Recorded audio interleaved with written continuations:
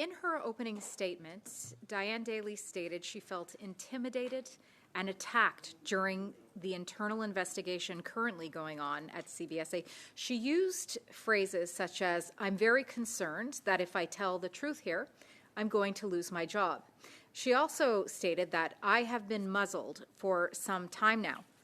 In the same opening statement, Ms. Daly stated, "Despite assurances from my Director General and Senior Director at the CBSA, that the CBSA was not investigating me.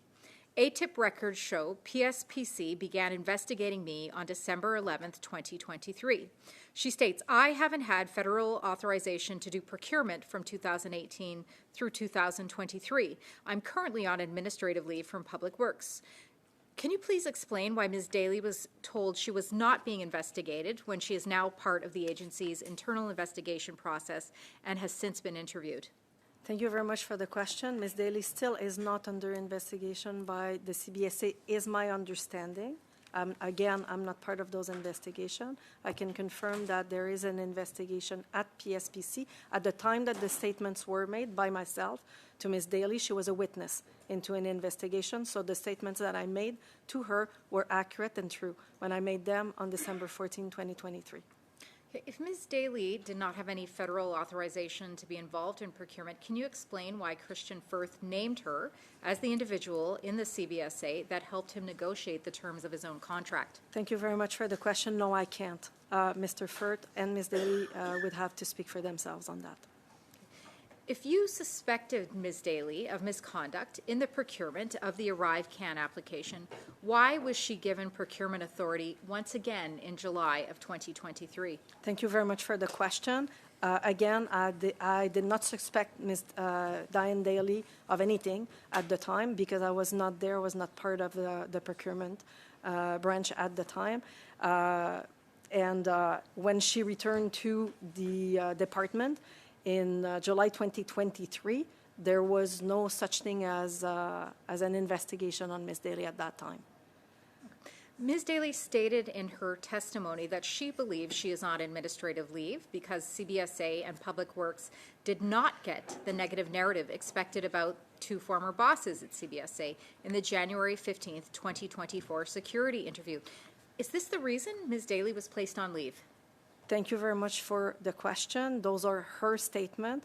In answer to your question, is that why she was placed on leave? She was placed on leave because an administrative investigation began in March 2024, initiated by PSPC, and we judged that it was more appropriate to remove her from her procurement duties given the investigation and place her on an administrative leave with pay at that time.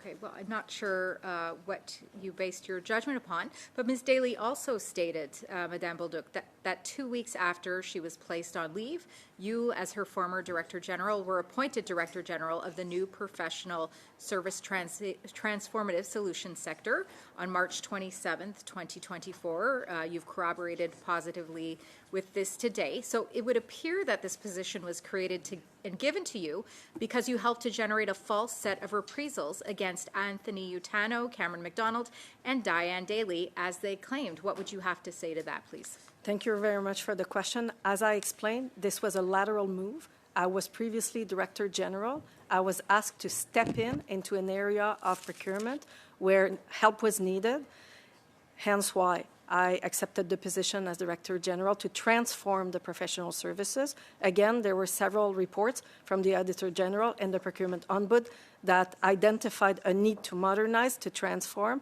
and I stepped into the job.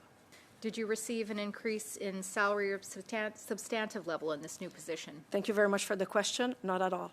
You know, Mr. Speaker, I'm not sure if the group here is aware, but Canada's Public Servants Disclosure Protection Act, which provides whistleblower protection, was ranked last year comparative to 50 other countries. This government was given an opportunity to update whistleblower protections back in 2017, but accepted none of the Government Operations Committee's recommendations to improve whistleblower protections. And finally, the Bloc, of course, my colleague to the left, put forward a piece of legislation to improve whistleblower protections, which is now being held up in the Senate and which was filibustered for weeks by the Liberals. Mr. Speaker, unfortunately, the testimony we were receiving here today from Madame Bolduc corroborates with the idea that, frankly, public servants are not safe in speaking the truth in this Liberal government. Thank you very much, Mr. Chair. Thank you.